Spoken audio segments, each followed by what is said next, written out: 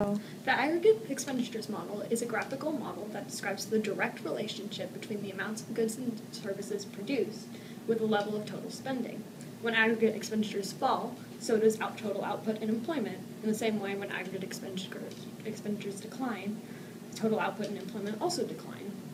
So we're going to take a look at this model in a private closed economy, in which we're going to assume that GDP equals disposable income.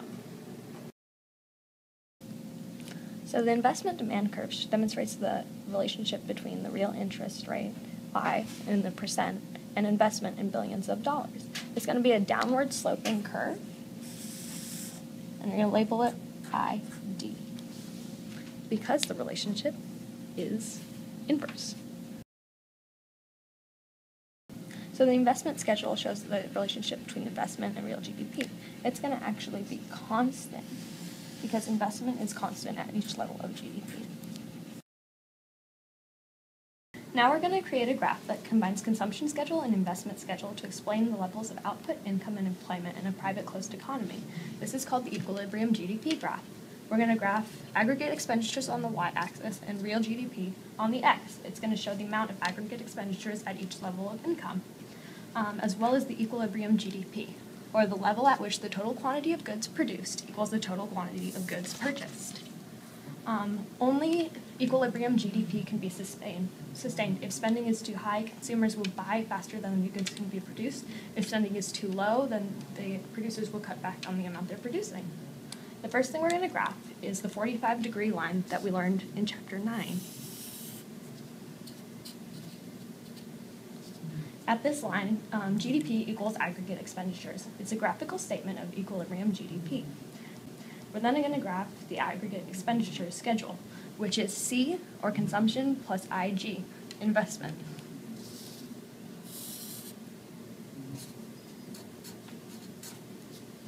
Okay, if one were to graph consumption, they would find that just plain old consumption would be parallel to this, because investment is the same at each individual level.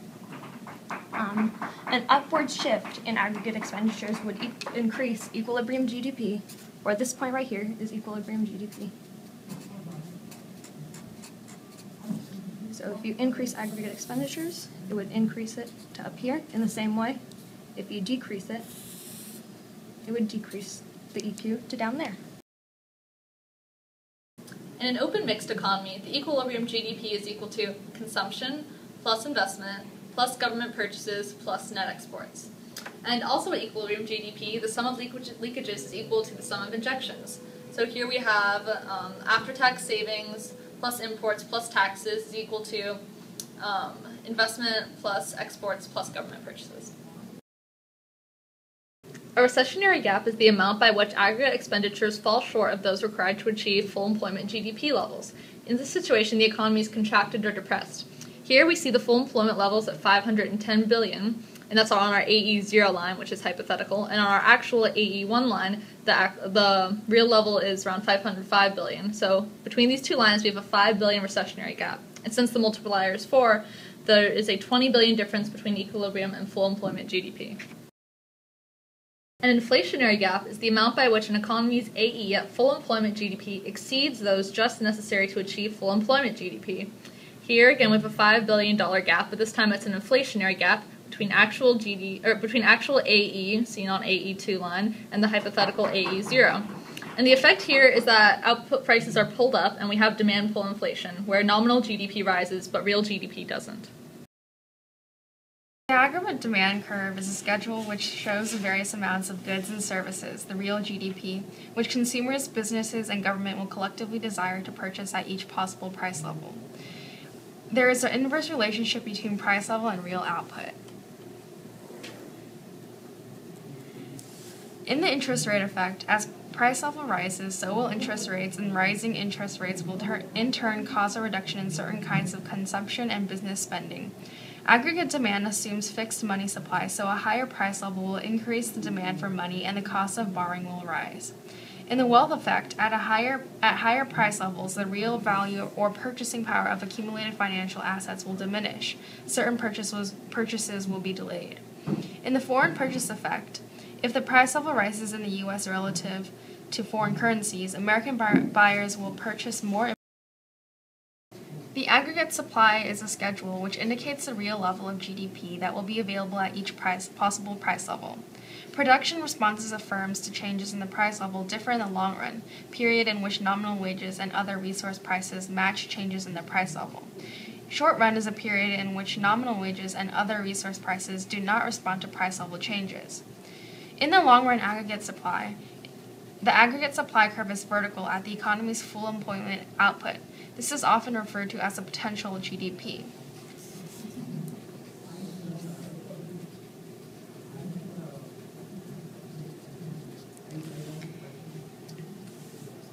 In the short-run aggregate supply curve is upsloping. A rise in price level will increase real output.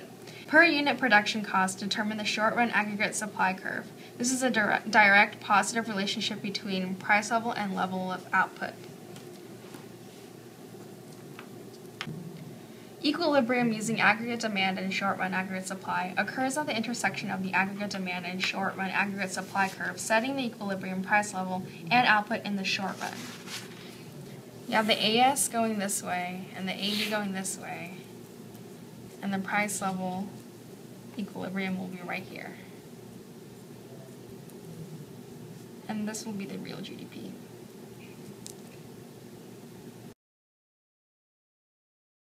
Decreases in aggregate demand cause recessions in cyclical employment, partly because the price level and wages tend to be sticky or inflexible in a downward direction. Decreases in aggregate supply cause cost-push inflation. Full employment, high economic growth, and price stability are compatible with one another if productivity-driven increases in aggregate supply are sufficient to balance growing aggregate demand. Okay. In this section, there are four main concepts to understand. An increase in aggregate demand causes demand pull inflation. The increase in AD from 81 to 82 causes demand pull inflation, shown in the rise of price level from P1 to P2. It also causes a positive GDP gap of Q1 minus QF. The rise of the price level reduces the size of the multiplier effect. For any initial increase in AD, the resulting increase in real output will be smaller. The greater is the increase in the price level. A decrease in AD that causes a recession.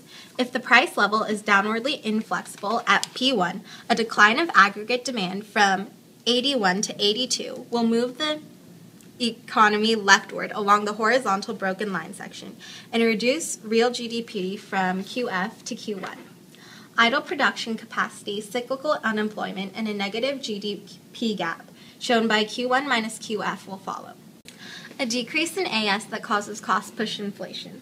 A leftward shift of the aggregate supply from AS1 to AS2 raises the price level from P1 to P2 and causes cost-push inflation. Real output declines and a negative GDP gap from Q1 minus QF occurs. Growth, full employment, and relative price stability. Since the late 1990s, significant increases in productivity shifted the aggregate supply curve from AS1 to AS2. The economy moved from A to C rather than from A to B, which it has done before this time. Our economy experienced strong economic growth, shown through Q1 to Q3, full employment, and only very mild inflation, shown as from P1 to P2, before receding in March 2001. The Employment Act of 1946 commits the federal government to promoting economic conditions for full employment. Expansionary fiscal policy is used when there is a recession, and they will decrease taxes and increase spending to increase aggregate demand. However, the multiplier effect will cause this to increase even more. The opposite happens with contractionary fiscal policy, which is used to combat inflation. And they will increase taxes and decrease spending to decrease aggregate demand, but because of the multiplier, this will shift further. Expansionary fiscal policy causes a deficit, which can be financed by borrowing, in which the government will sell bonds. The problem with this is that when they sell bonds, they can drive up interest rates, which will actually increase AD decrease AD, partially canceling the effect of this expansionary policy. The other thing they can do is money creation, which runs the risk of inflation, but this will not have the same crowding out effect as borrowing.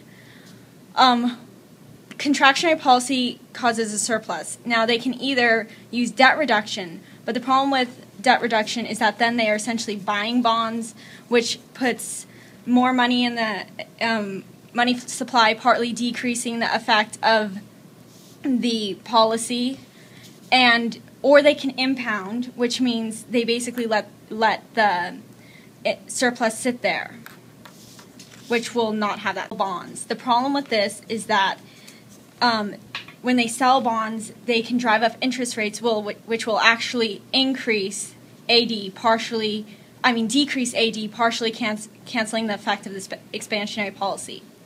The other thing they can do is money creation, which runs the risk of inflation, but this will not have the same crowding out effect as borrowing.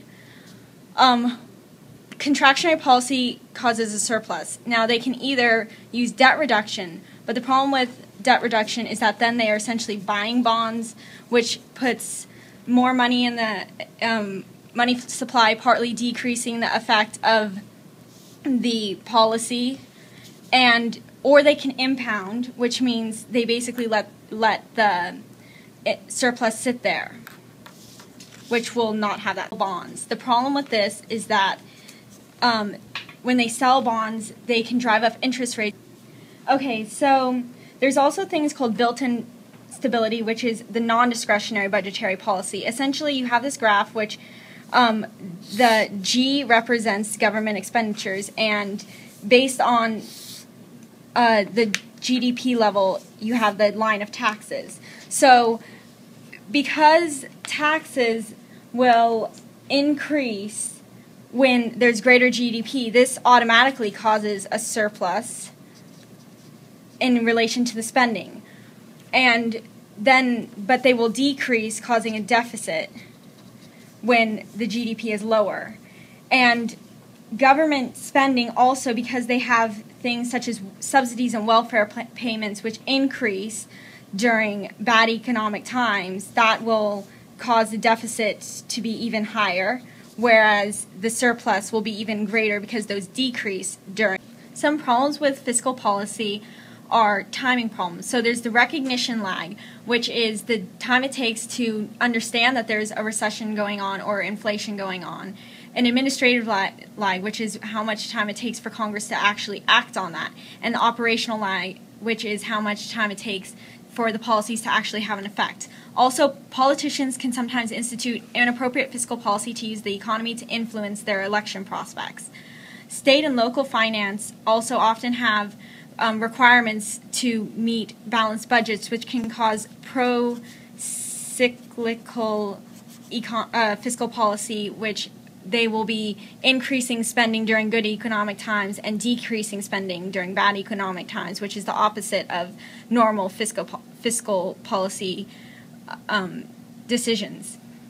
The net export effect is also a problem. During expansionary policy, interest rates will increase, so the dollar appreciates, decreasing net exports, and therefore AD will decrease, which is the opposite of what expansionary policy aims for. Contractionary policy will do the opposite. So the interest rates will decrease, so the dollar will depreciate, the next net exports will increase, and therefore AD will shift up, which is